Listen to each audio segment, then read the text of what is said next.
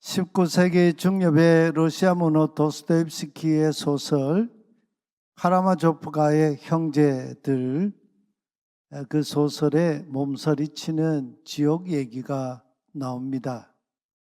지옥에 대한 그 묘사가 아주 길게, 아주 세심하게 이렇게 세밀하게 나오는데, 여러분 지옥에 가보신 분 계십니까? 도스토옙스키는 지옥을 갔다 온 사람이었습니다. 그 30대의 많은 그 인생의 시간을 시베리아 옴스크라는 감옥에서 보냈습니다. 그 감옥은 악의 전시장이었습니다. 러시아 전역에서 잡혀온 살인범, 강간범, 강도상해, 폭행, 유아폭행, 상상을 초월하는 온갖 범죄로 잡혀온 그런 범인들이 들끓는 감옥이었습니다. 거기서 도스토옙스키는 지옥을 경험합니다. 그가 소설에서 말하는 지옥은 우리가 모르는 다른 어떤 세계의 특별한 장소나 또는 다른 시간의 어떤 세계에 존재하는 그런 지옥이 아니에요. 흔히 종말의 천국과 지옥의 이런 심판과 또 이 지옥, 그런 지옥이 아니라 오늘 바로 지금 여기가 지옥일 수 있다는 그 인간의 역사의 실존의 지옥을 아주 우리에게 묘사하고 있죠. 그리고 보면 정신이 번쩍 들지요. 그는 지옥을 더 이상 그 어느 누구도 사랑할 수 없는 고통이 있는 곳이다, 이렇게 이해를 하고 있어요. 사람들 서로 관계 속에 나와 너 또 저 사람, 그 어느 누구와도 어떤 관계에서도 더 이상 사랑할 수 없는 그 고통이 있는 곳, 그게 지옥이다, 이렇게 했습니다. 그렇기 때문에 그런 지옥의 본질이 무엇이었겠습니까? 단 한 단어로 표현한다면 단절이에요. 관계가 끊어진 거죠. 나와 너 사이에 관계가 단절된 곳, 그게 바로 지옥이다, 이렇게 이해를 하고 있습니다. 오늘 본문의 백발이 희끗희끗한 사도 요한은 도스토옙스키의 소설의 카라마조프가의 형제와 같은 주제를 다루고 있지만 더 직설적으로 거짓말하는 신앙인이 되지 말라고 경고합니다. 마태복음에서 오늘 본문 요한 1서 4장 7절에서 21절을 읽어보셨겠지요? 이 7절에서 21절 15절인데 사랑하다, 아가파오, 사랑, 아가페, 이런 단어가 몇 번이나 나오던가요? 한국 번역 성경에 의미적으로 이렇게 또 같은 단어를 쓸 수 있다고 싶어서 제가 어느 성경을 이렇게 꼼꼼히 읽어보니까 27번 나와요. 폭우처럼 막 쏟아붓는 그런 이 말씀이에요. 죽음을 눈앞에 둔 노사도가 말하는 사랑의 실체가 무엇일까요? 추상적인 어떤 감정일까요? 머릿속에 어떤 공상일까요? 낭만적인 어떤 언어일까요? 우리 대중가요를 보면 노래의 대부분의 그 노래의 주제가 사랑이잖아요. 근데 그 사랑이 어떤 노래들 들어보면 진짜 감동적이에요. 그 노래하는 분들 전 이렇게 유심히 보는데요, 노래 안에 진짜 감동이 있어요. 근데 그 사랑이 어디서 오는가 하는, 그걸 알까 하는 그런 질문이 종종 생겨요. 입버릇처럼 우리는 하나님을 사랑한다고 고백합니다. 저와 여러분에게 하나님 사랑은 부인할 수 없는 신앙의 거대 담론이지요. 하나님을 사랑한다고 고백하기만 하면 하나님을 사랑하는 것입니까? 어찌 보면 보이지 않는 하나님을 사랑하는 것은 쉬운 일이라고 할 수 있습니다. 100번 양보해서 그렇다 손치더라도 하나님을 속일 수 없는 것 아니겠습니까? 사도 요한은 오늘 우리가 꼼짝달싹 못하는 하나님 사랑의 실제를 우리에게 밝히 보여주고 있습니다. 이것은 요한이 책상에 앉아가지고 연구하면서 발견한 그런 신앙의 공식이 아니에요. 그가 하나님 신앙, 예수 신앙으로 살아오면서 실체적으로 깨달은 거예요. 성령님께서 그에게 감동으로 이 진리를 우리에게 가르쳐 주신 거죠. 20절 말씀 우리 다 함께 같이 한번 봉독해 봅시다. 만일 어떤 사람이 나는 지금 하나님을 사랑한다고 하면서 자기 형제 자매를 미워하고 있다면 그는 거짓말쟁이입니다. 왜냐하면 자기가 지금까지 항상 보아온 자기 형제 자매를 사랑하지 않는 사람이 뵌 적도 없는 하나님을 사랑할 수 없기 때문입니다. 사도 요한의 이런 증언은 매우 충격적이에요. 저와 여러분의 하나님 신앙의 뿌리를 막 흔들어 버리는 그런 말씀 아니에요. 나무를 이렇게 옮겨 심을 때 뿌리를 다치면 옮겨 심겨진 그곳에서 나무가 자라지를 못하잖아요. 모세의 명령을 보십시오. 가나안 땅, 약속의 땅. 창세기 1장, 2장의 관점에서 가나안 땅을 보면, 약속의 땅을 보면 제2의 에덴 동산과 같은 하나님이 구획해 놓으신 그런 땅이지요. 거기 진입을 눈앞에 둔 이스라엘 백성들에게 가나안 땅이 눈 아래로 이렇게 내려다 보이는 모압 평지에서, 오늘날 트랜스 요르단 지역이죠. 요르단이 이렇게 이스라엘에서 보면 이렇게 지대가 높이 있지 않습니까? 밤에 보면은 언덕에 막 불빛이 쫙 이렇게 펴져 있어요. 그 모압 평지에서 언약을 갱신하며 하나님을 사랑하라 이렇게 명령하고 있습니다. 이스라엘아 들으라. 야훼가 우리 하나님이시다. 야훼는 오직 한 분이시다. 이 이스라엘 백성들이 가장 중요하게 여기는 말씀이 쉐마 이스라엘 야훼 엘로헤누. 야훼는 엘로헤누 엘로힘의 1인칭 그 복수 의미죠. 우리 야훼는 우리 하나님, 야훼 에하드, 야훼는 한 분이시다. 다른 하나님 없다 그런 얘기죠. 그러므로 너는 마음을 다하고 뜻을 다하고, 여기 뜻이라는 말은 내 패시를 말하는데 내 생명, 내 존재를 다 걸고 그런 뜻이죠. 힘을 다하여 내 하나님 야훼를 사랑하라 했습니다. 여기서 하나님을 사랑하라는 명령은 감정적으로, 추상적으로, 공상적으로 사랑하라는 명령이 아닙니다. 사도 요한이 그 의미를 오늘 요한일서에서 아주 구체적으로 규명해 주고 있지요. 보이지 않는 하나님을 사랑한다는 것은 곧 항상 가까이에서 얼굴을 맞대고 살아가는 형제 자매를 사랑하는 것에서 드러난다고 말씀합니다.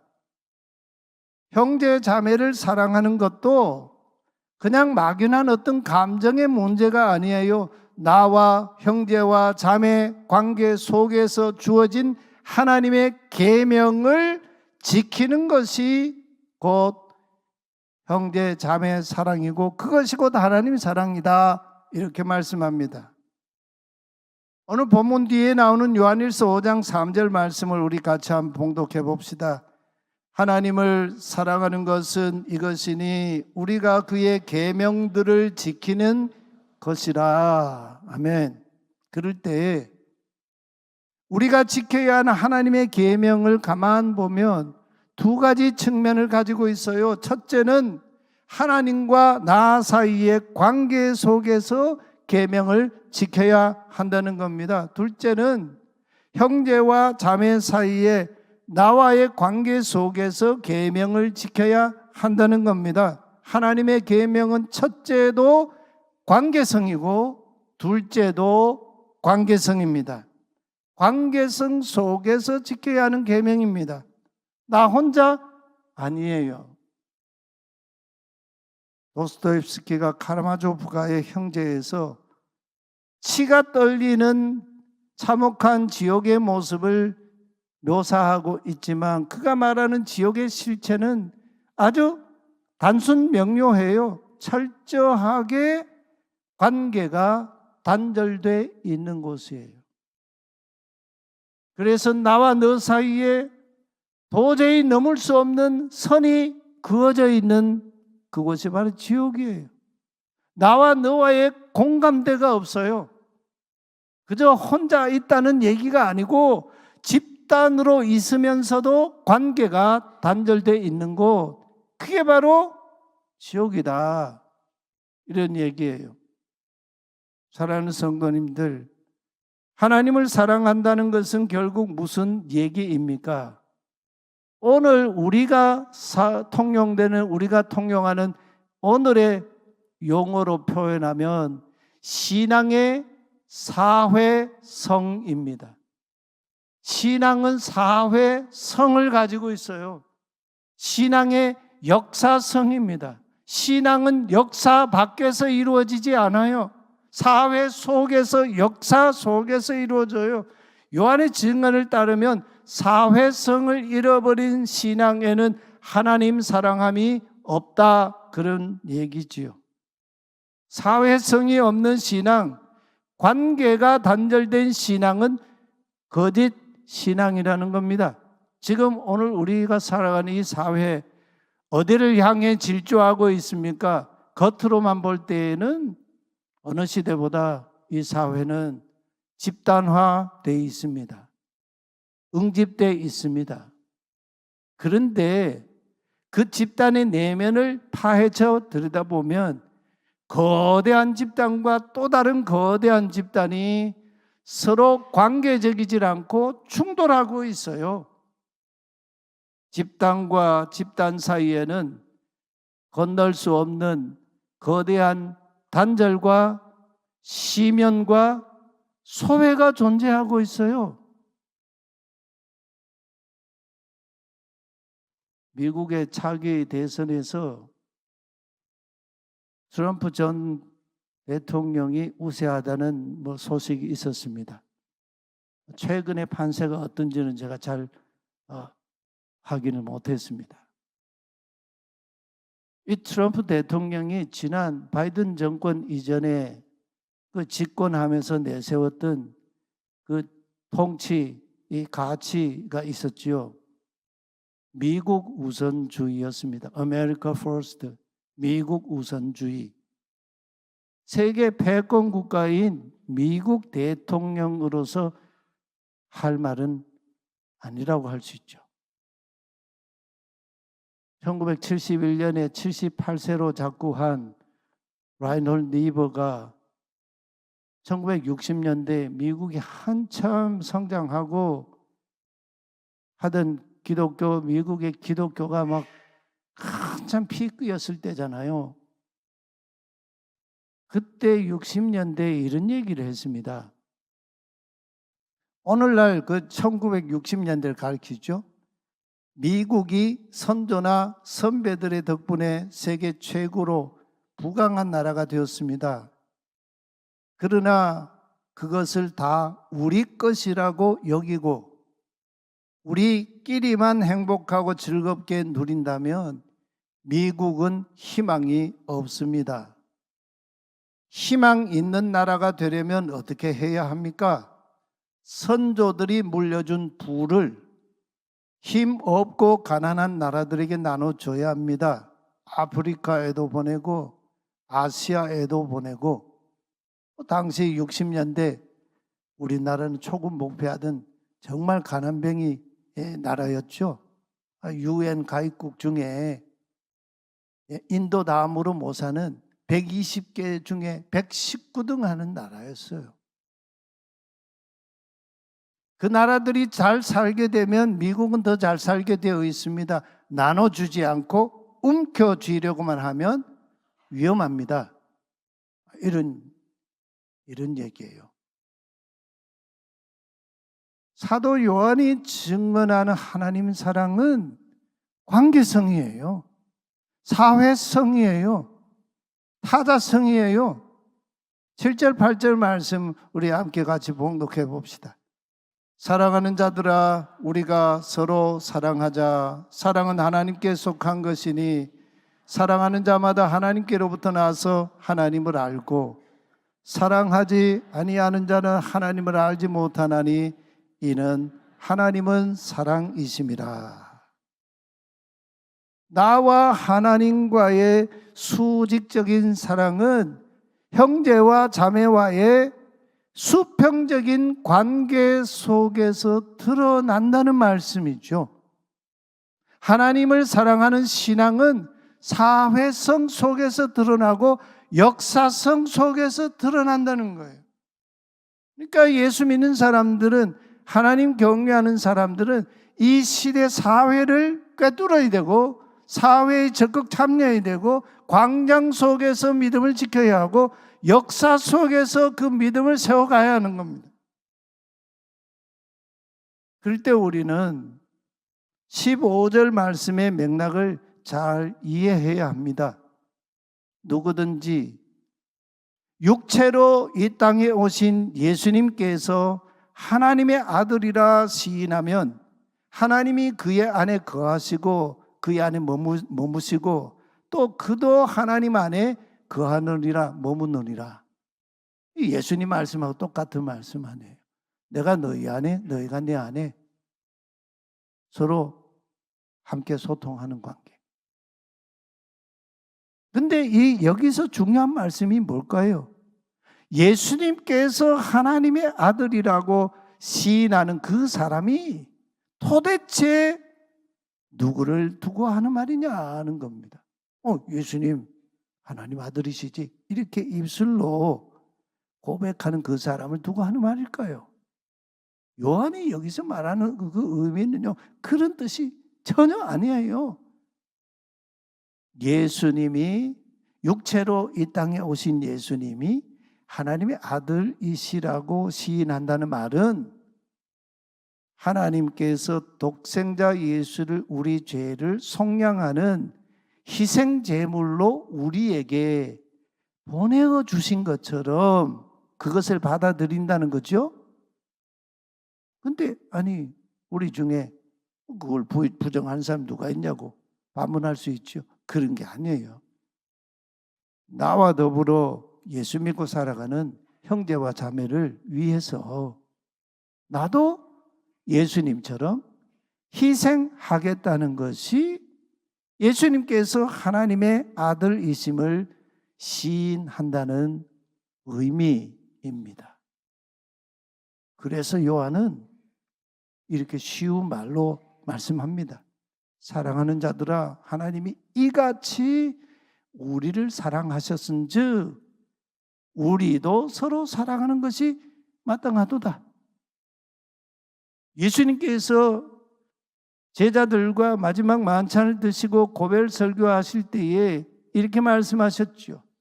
내가 너희에게 준 내 계명은 곧 내가 너희를 사랑한 것 같이 너희도 서로 사랑하라 하는 이것이니라. 그 다음 말씀이 중요해요. 사람이 친구를 위하여 자기 목숨을 버리면 이보다 더 큰 사랑이 없느니라. 너희는 내가 명하는 대로 행하면 곧 나의 친구라. 친구를 위해서 사람이 자기 목숨 버리면 최고의 사랑이다.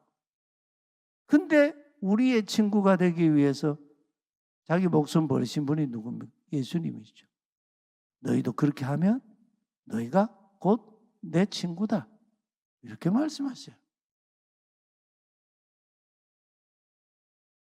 우리가 찬양하는 그대로이지요. 사랑의 나눔 있는 곳에 하나님께서 계시도다. 사랑의 나눔 있는 곳에 하나님께서 계시도다. 도스토옙스키는 카라마조프가의 형제에서 지옥에 있는 사람이 지옥에서 탈출해서 구원받을 수 있는 유일한 대안을 실천적인 사랑이다, 이렇게 말하고 있어요.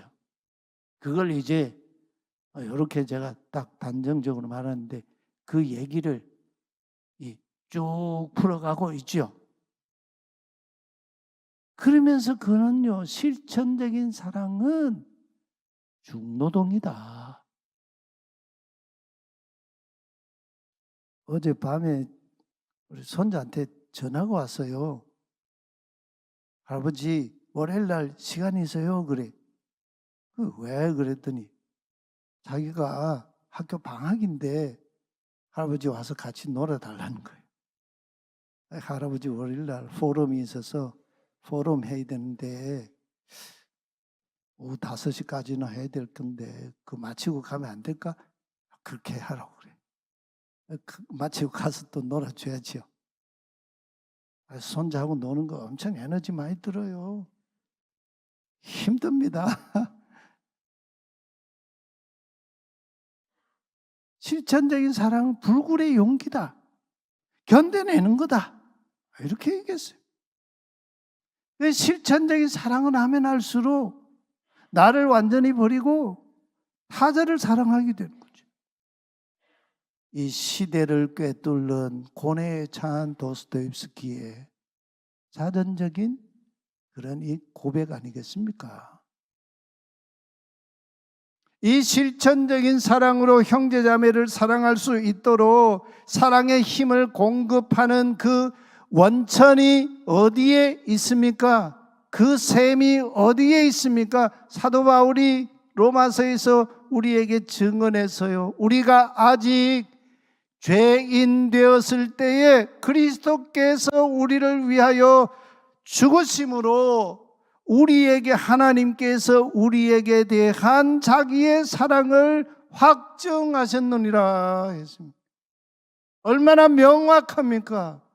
이게 사랑의 원천이라는 거죠.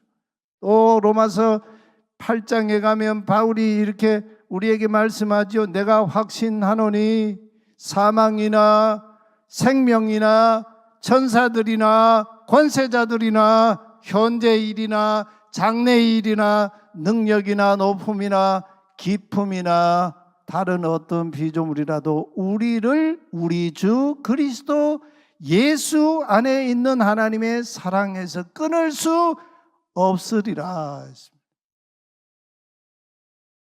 오늘 본문 18절에 요한은 매우 의미심장한 말씀을 합니다. 형제 자매를 사랑하는 사랑에는 두려움이 없다 했어요. 여러분, 아무개를 사랑하면 그 사랑하는 사람과의 관계에 뭐가 없어지겠어요? 두려움이 없어지죠. 그게 진짜 사랑이거든요. 근데 그 관계에 제3자가 또는 어떤 사람이 같이 여기 있을 때 두려움이 생기면 그건 사랑 아니에요. 가짜 사랑이에요. 문제 있는 거예요. 그거는. 온전한 사랑은 두려움을 내쫓는다 그랬어요. 얼마나 놀라운 말씀입니까 이게? 두려움에는요 형벌이 따릅니다 그랬어요. 두려워하는 사람은 아직 형제 자매를 사랑을 온전히 이루지 못하였다고 했습니다. 우리의 사랑은 온전함을 이루기 위해서 그렇습니다. 형제를 자매를 어떻게 사랑하면 좋겠습니까?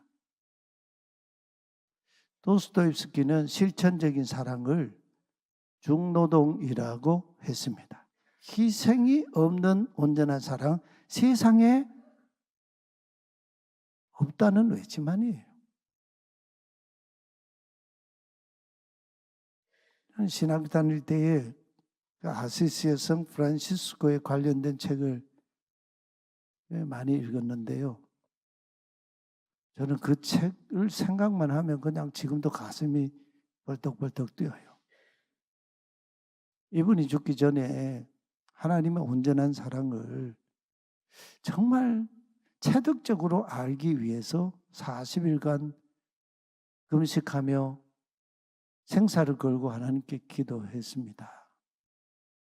주님께서 저를 사랑하시려고 십자가에서 당하신 그 사랑의 그 주님의 그 고통, 아픔, 주님의 그 희생, 저도 좀 체득적으로 좀 그거 알 수는 없겠습니까? 이게 기도였어요. 이런 기도 우리 해보셨습니까? 어느 날 새벽에 주님께서 스랍으로 프란치스코를 찾아오셔서 십자가에 달리실 때 받으셨던 그 상처, 그 못자국과 창자국과 또 그것 오상 5가지 상흔을 그의 몸에 새겨 주셨습니다. 그 순간 이후로 그가 2년 뒤에 약 2년 뒤에 주님 품에 안겼는데요. 1226년 10월 3일 해가 떨어지는 그 황혼역에 주님 품에 안길 때까지 극한 십자가의 신비적인 고통을 겪으면서 주님의 그 사랑을 형제 자매에게 베풀고 하나님 창조하신 세계에게 그 사랑을 베푸는 자로 살다가 주님 앞에 갔습니다. 아마 사도 요한의 이 사랑이 프란치스코에게서 드러난 것 같아요. 마더 테레사 여러분 잘 아시죠? 그런 자기 인생을요 하나님 손에 쥐어진 몽땅 연필 뭐 글자 몇 자나 더 쓰겠습니까? 몽땅 연필이라고 고백했어요. 그리고 자신의 봉사 디아코니아를 넓은 많은 바닷물에 겨우 한 방울 더 이렇게 떨어지는 그 한 방울 같다 그랬어요. 그러면서요 저는 많은 사람 섬긴 게 아닙니다. 지금 내 눈앞에 있는 바로 그 한 사람을 섬겼습니다. 이런 고백을 했어요.